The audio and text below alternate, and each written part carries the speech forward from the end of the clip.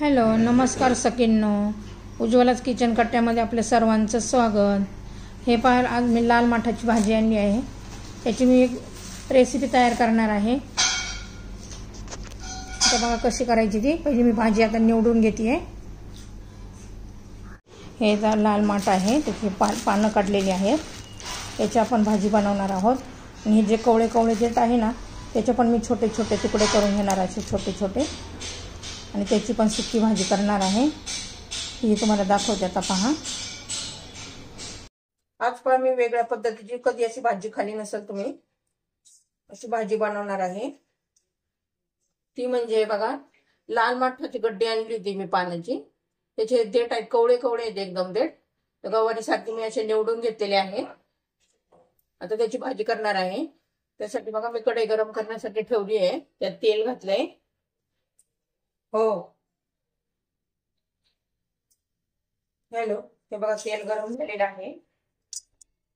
आता आपण थोडी मोहरी घालूया, पाव चमचा। थोडस जिरं, थोडासा तडतडले का हिंग, लसूण, कांदा लसूण मसाला, थोडीशी हळद आणि धना पावडर चांगले परतून घेऊया। आणि त्याच्यामध्ये लाल माठाचे देठ घालून घेऊया। एकदम कवळे कवळे असे देठ आहे, त्याच्यात खूप सारे गुण आहेत, चांगले लागते, टेस्टी लागते। एकदम कवळे कवळे असले ना, तितकं पण व्यवस्थित खायला पण लागतं। चांगलं परतून घेऊ आपण एखादा मिनिटभर।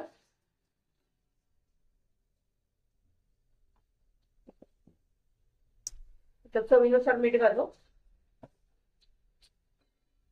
चांगलं असं परतून झालेलं आहे आपलं। मिनिट दीड मिनिट आपण परतून घेतलेलं आहे।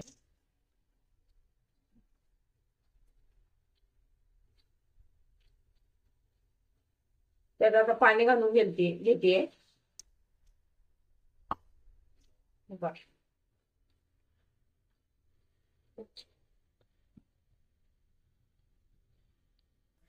हे पहा, त्यात आता भाजलेल्या शेंगदाण्याचं कूट घालूया। आणि आता झाकण ठेवून देऊ आणि शिजू देऊ। चांगले 2-4 मिनिटं लागतील त्या शिजण्यासाठी, म्हणजे छान मऊसूद असे शिजतात आणि टेस्टी लागतात। तुम्हाला जर ही माझी भाजीची रेसिपी आवडली असेल तर लाईक, शेअर आणि सबस्क्राईब करा। हे पहा, झाकण काढूया। या थोडी कोथिंबीर घालून घेऊ आता ह्या स्टेपला।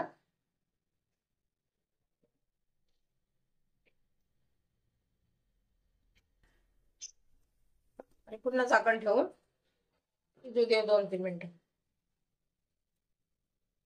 हे पहा, आपली भाजी झाली का पाहूया। 3 मिनिटं झालेली आहे। बघा, थोडीशी अशी लपथपीत असली ना तर छान लागते, एकदम पटकन होते, वेळ पण लागत नाहीये आणि चवीला पण छान लागते। आपली भाजी तयार झालेली आहे।